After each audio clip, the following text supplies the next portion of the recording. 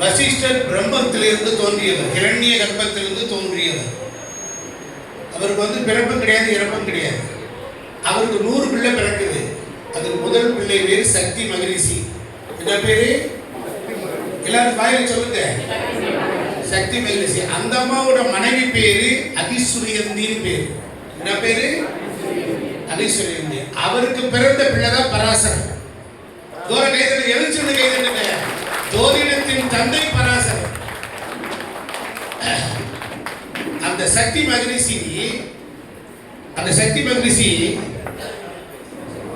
காதுகள்ல வசித்தவர். நடந்து போனாருன்னா செடி கொடியெல்லாம் இருக்கு பாருங்க, உரசின உடனே எப்படி உடனே உரசி உடலில் உரசிய உடனே சஞ்சமே மயச்சமே பிரியஞ்சமே நுகாமச்சமே லாபச்சமே சச்சமேன்னு அப்படியே வேதம் பாராயணம் பாடும்.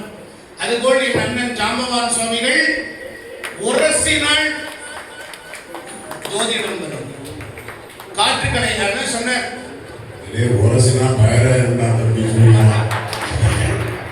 நான் சொல்வது ஆறாவை உரசினார்.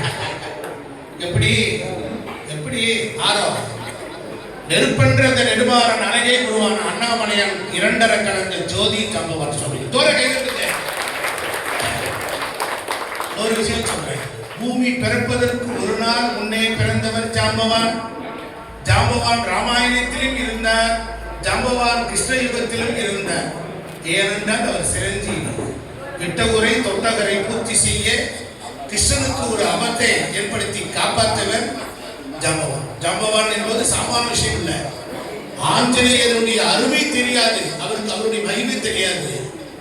அவருக்கு அச்சத்தை தீர்த்து உன்னால் வானுலகத்தில் பறக்க முடியும் என்று சொன்னவர். அப்படிப்பட்ட ஜாம்பவான் சுவாமிகளுடைய பெயர் இந்த பிரபஞ்சத்திலே இந்த மாதிரி பெயர் உள்ள தனி மனித நபர் எவரும் இல்லை. மனிதனின் புதியும்